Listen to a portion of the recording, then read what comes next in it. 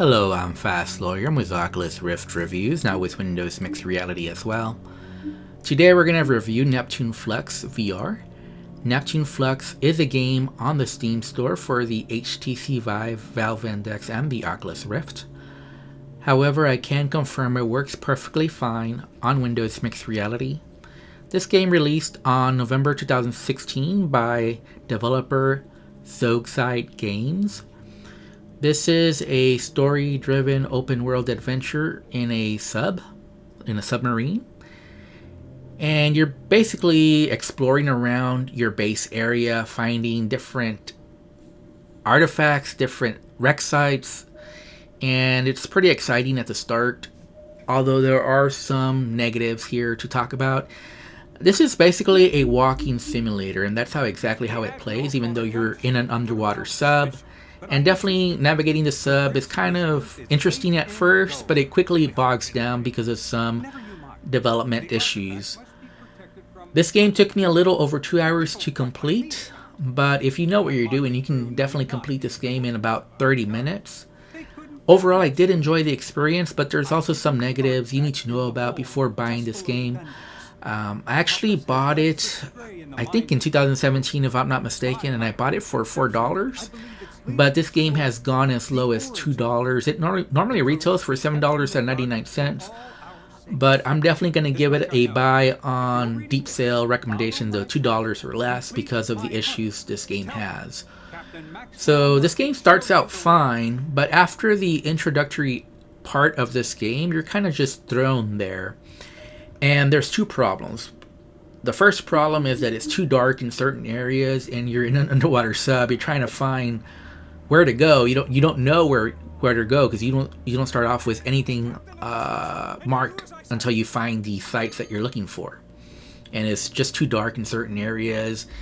And on top of that, you have limited range on your sub, so you're kind of like on battery power, and if you go too far and you run out of battery, that's game over. Well, not game over, but your sub will have to go back to base and you'll lose some money. So you start off the game by picking up trash to counteract that. Little did I know that picking up trash really isn't necessary, because later on you'll have so much money that you'll buy all the upgrades, all the supplies you need, and you'll still have lots of money left over. So picking up trash really shouldn't be something that you really trouble yourself for, unless you just have zero cash and you need some of the supplies. Turn back, Sarah. I did enjoy this game, and the story starts out pretty nicely. There's a nice mystery going on. You see all these interesting sites and you explore them. However, the way the puzzles are done in this game, and these are all casual puzzles, they're not really difficult, but what makes them difficult is that there is a certain order that you need to solve them in. So I was in one area and I was trying to solve the puzzle in that area. Little did I know that you actually have to find another site first and solve that puzzle first before you can solve the puzzle in the area that I went to. I actually had to look online, look at a walkthrough before I could figure that out, that I actually needed to go to a different area, solve that first before I could solve the puzzle in the area that I was trying to figure out what to do. So you do waste a little bit of time here going back and forth between your base and the different sites until you figure out exactly the order of things, which does, make the experience just a little frustrating for that reason, because you're not given clear guidance. It kind of seems like an open world game and you can do any quest at any time, but that's not really the case here. It's actually a pretty small map, and there's only a few sites. And the story, although it starts out nice and you have all these interesting things, the plot kind of just develops all of a sudden. The conflict in the plot kind of develops all of a sudden, and it's resolved almost as quickly as the plot comes up, the main plot.